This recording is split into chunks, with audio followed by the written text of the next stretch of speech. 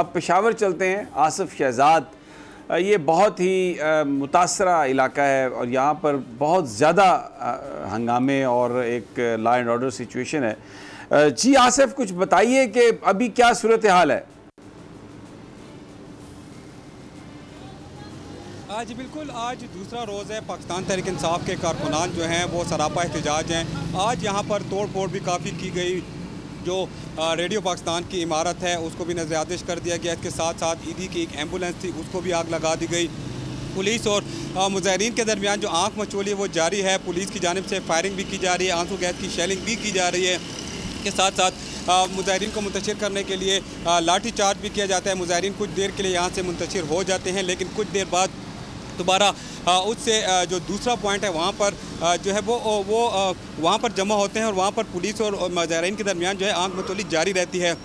इस वक्त हशनगरी के मकाम पर जो है इस वक्त एहतजाजी मुजाहरा जारी है। मुजाहिरीन की बड़ी तादाद यहाँ पर मौजूद है, जबकि पुलिस भी जो है वो फिरदौस चौक के मकाम पर मौजूद है और मुजाहिरीन जो है हशनगरी के मकाम पर मौजूद है। दोनों तरफ से उन्होंने रोड बंद किया हुआ है।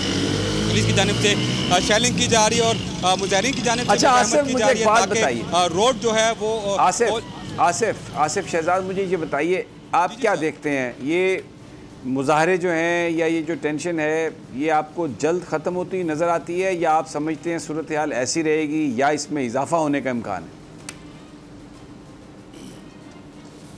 सर, जिस तरह गुज़िश्ता रोज़ हमने देखा कि उनके जो कायदीन हैं उनकी जानिब से कहा गया था कि हम इस्लामाबाद जाएंगे, लेकिन आज सुबह ही फिर फैसला हुआ कि हम पेशावर में एहतजाज करेंगे। ताहाल जो है जो वर्कर्स हैं उनको कायदीन की तरफ से कोई पैगाम नहीं मिला।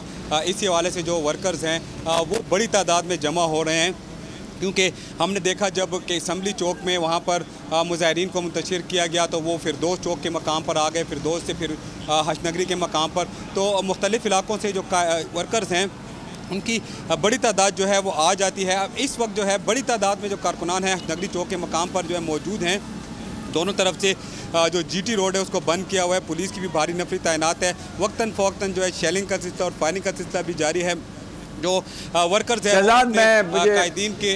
आई कैन अंडरस्टैंड आपको बोलने में भी प्रॉब्लम आ रही है क्योंकि वहाँ पर आंसू गैस मुझे लगता है कि उसका भी इफ़ेक्ट है, लेकिन आप अपना ख्याल रखिए और आपसे हम गाहे बगाहे अपडेट लेते रहेंगे। अब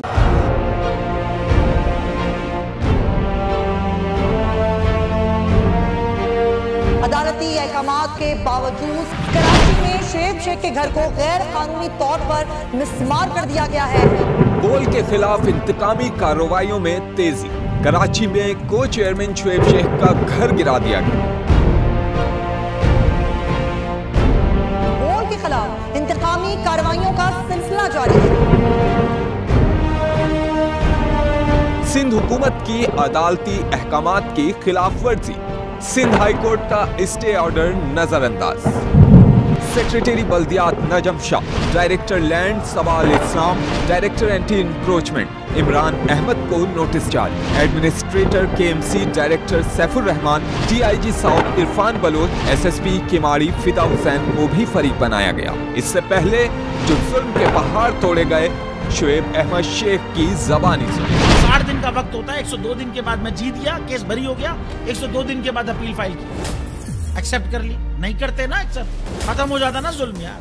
भरी अदालत में मुझे बरी कर दिया, फिर पता नहीं क्या हुआ, 2.5 घंटे बाद का नोट बिफोर, मैं नहीं सुनता ये केस। खड़े रहते अपने फैसले पे, मिट जाता जुल्म। अल्लाह ताला ने बिठाया इस इन कुर्सियों पे इनको यार, ये अल्लाह ताला की तरफ से फैसले करने हैं। तो या तो ये फैसले आएंगे, जुल्म मिट जाएगा, या कौम खड़ी हो जाएगी जुल्म के खिलाफ। हर मुश्किल के बावजूद बोल हकीकी सहाफत करता रहेगा।